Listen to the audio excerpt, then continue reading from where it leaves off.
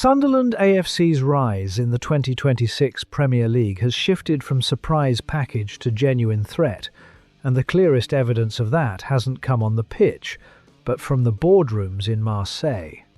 According to La Provence, Olympique de Marseille made a calculated move for Florent Gisulfi, identifying him as the ideal figure to lead a new era under owner Frank McCourt and president Stéphane Richard. The brief was clear: replace Mehdi Benatia with someone capable of restoring structure and ambition. Gisulfi's profile made him the standout candidate. His work at FC Lorient, RC Lens and OGC Nice had already established his reputation. But it was his rapid transformation of Sunderland that elevated him to the top of Excel Sports Management's shortlist. A 10th place position in the Premier League, reinforced by a statement win over Tottenham Hotspur, has reframed Sunderland from newly promoted side into a competitive force. Marseille were looking for a saviour. What they found instead was a director fully committed to a project that no longer sees itself as subordinate to League One prestige. Gisulfi's refusal wasn't emotional, it was structural. His alignment with Régis Le Bris has produced one of the most coherent footballing models in England outside the traditional elite. In under 2 years, they've taken a championship foundation and built a system capable of pushing for European qualification. After leaving AS Roma in 2025, Gisulfi found in Wearside something rare in modern football: stability with upward momentum. Marseille could offer history and pressure, but not clarity. Sunderland, by contrast, offers control, continuity, and growth. His decision to stay goes beyond a rejection. It sends a message. Ahead of a crucial transfer window, it ensures that recruitment strategy, squad development, and long-term planning remain intact. Internally, it's being viewed as the most significant signing of the summer before a single player has arrived. That continuity feeds directly into the next phase of the project, where targets are no longer opportunistic but strategic. A clear example is Sergio Arribas of UD Almeria.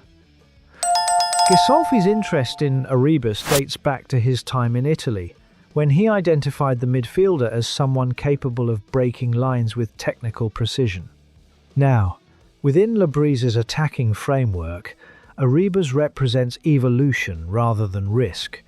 These are not straightforward deals.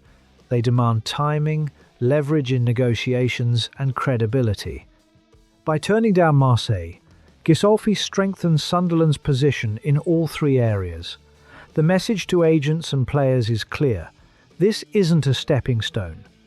It's a destination where elite-level planning is protected and executed with intent. The numbers back it up. 12 wins from 32 matches have Sunderland sitting 10th, just 2 points behind Chelsea FC in 6th. The gap is no longer theoretical, it's tangible.